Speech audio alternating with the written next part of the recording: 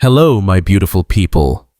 Welcome back to the most complete spoken English course on YouTube, where you learn English without boring grammar, without textbooks, and without stress. Here, you learn by listening to real-life stories and answering simple questions that will boost your fluency. Today's story is called Why This Teacher Quit After One Bad Day. Let's begin. Mr. Evans was a high school English teacher who had spent over 10 years of his life inside the same classroom.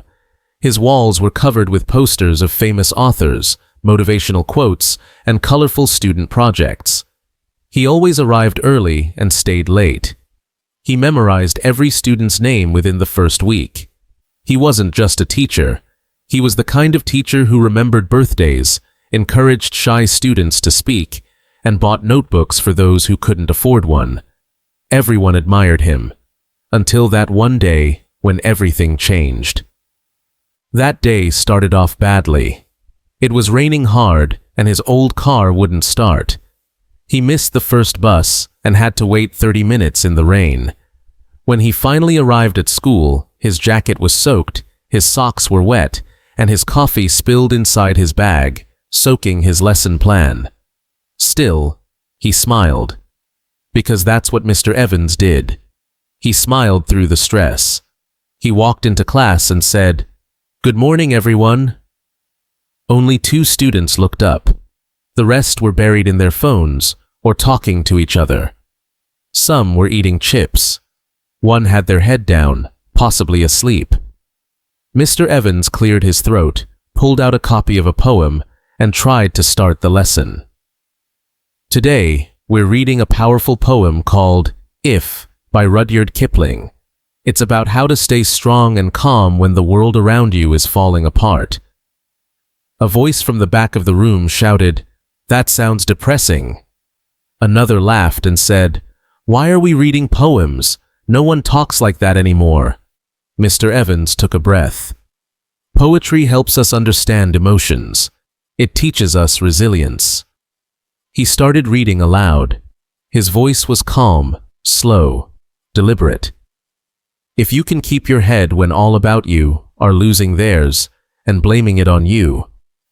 But the students were not listening. Someone threw a crumpled paper ball across the room. Someone else dropped their phone and laughed loudly when the screen cracked. A student stood up, walked across the room to borrow a pencil without asking. Mr. Evans stopped. "Please," he said gently, "let's try to focus. This poem has so much to offer." That's when Tyler, the class clown, got up, looked out the window, and yelled, "Look! A squirrel is doing push-ups." The class exploded with laughter. Mr. Evans forced a smile. "All right, Tyler, sit down." But Tyler smirked and replied, "You're not my dad." That comment hit hard. Mr. Evans felt something shift in his chest.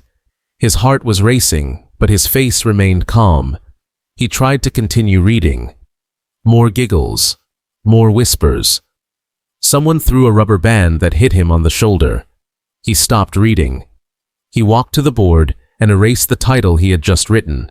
He put the marker down. Then, without a word, he sat at his desk, folded his hands, and stared ahead. The classroom went quiet, not because of respect, but because the students didn't know what he was doing. Some continued whispering. Others took selfies. A few watched him closely. 10 long minutes passed. Mr. Evans didn't move. Finally, the bell rang. No one said goodbye. The students filed out, laughing and talking. One student stayed back for a second and said quietly, "Sorry, Mr. Evans." But he didn't respond.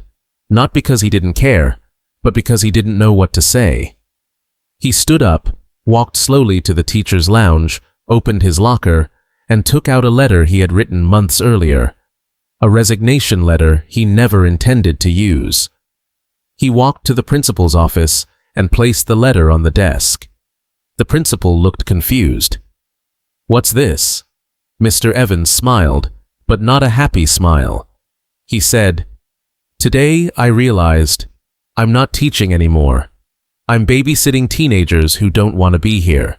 I've given everything I had, but I don't have anything left to give. The principal said, "Take the weekend. Think about it." Mr. Evans shook his head gently. "No, I've already thought about it. I love teaching, but I don't love this anymore." He turned and walked out. As he stepped into the rain again, he didn't open his umbrella. He walked slowly, letting the rain wash away the pain of that one bad day. Now it's time for your quiz. Let's test how much you understood from the story. Remember, answer out loud, and you have 5 seconds to respond after each question. Ready? Let's go. Why was Mr. Evans late and wet when he arrived at school?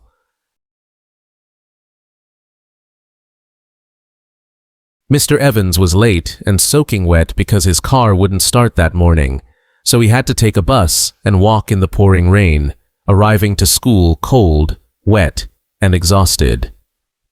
What happened to his lesson plan and coffee?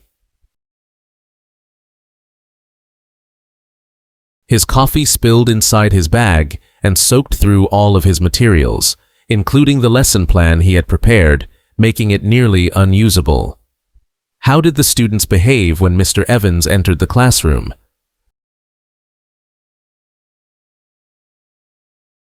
Most of the students ignored him completely. Some were talking loudly, others were on their phones, one was asleep, and some were eating or walking around the room. What poem was he trying to teach, and what was it about?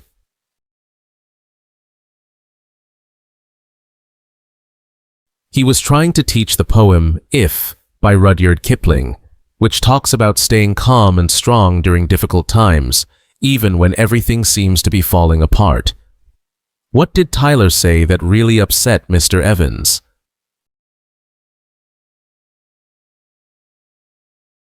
Tyler interrupted the class and said sarcastically, "You're not my dad," showing complete disrespect and challenging Mr. Evans' authority in front of the whole class. What did the students do while Mr. Evans sat silently at his desk?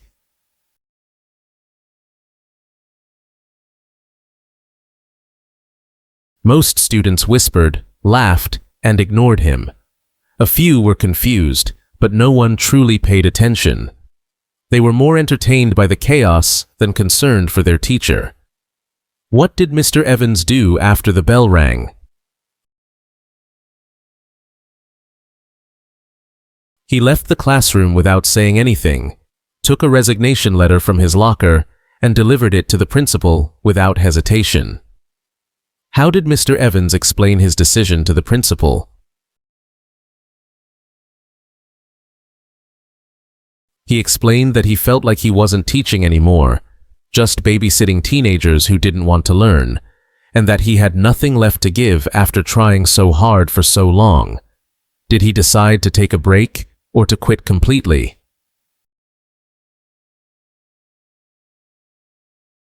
He decided to quit completely. He didn't need more time to think. His mind was already made up. He was done with teaching at that school. What was the final image of Mr. Evans in the story? The final image was of Mr. Evans walking out into the rain without an umbrella, letting the water fall on him as a quiet moment of closure, sadness, and peace. Great job. Even if you didn't get all the answers, remember, the goal is to practice speaking and listening. Now let's go over some vocabulary from today's story. Let's take a closer look at some key words and expressions from the story. Resignation letter. A formal note someone writes to quit a job. For example, she gave her resignation letter to the manager yesterday. Soaked, completely wet. For example, my clothes were soaked after walking in the rain without an umbrella. Mocked. To make fun of someone, usually in a disrespectful way. For example, the student mocked the teacher's voice and made everyone laugh. Smirked. A small, arrogant smile. For example, He smirked when he got away with breaking the rule.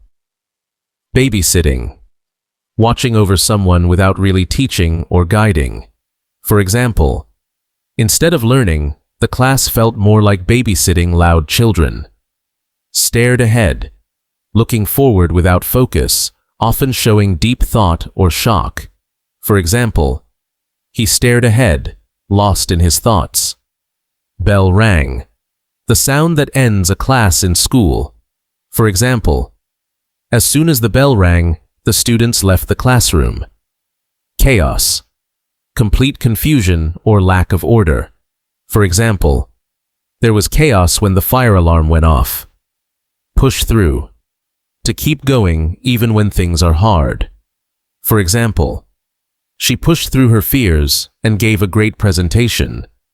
Turned and walked out. A phrase meaning someone left a place decisively.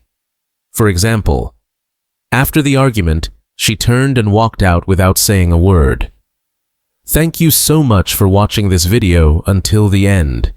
You are doing something amazing by learning English with stories. If you enjoyed this lesson, don't forget to like, subscribe, and share this video with your friends so more people can enjoy these stories and learn English the easy way. This is Docentes DigitalesTV, where you learn to speak English fast, easy, and with confidence. See you in the next video.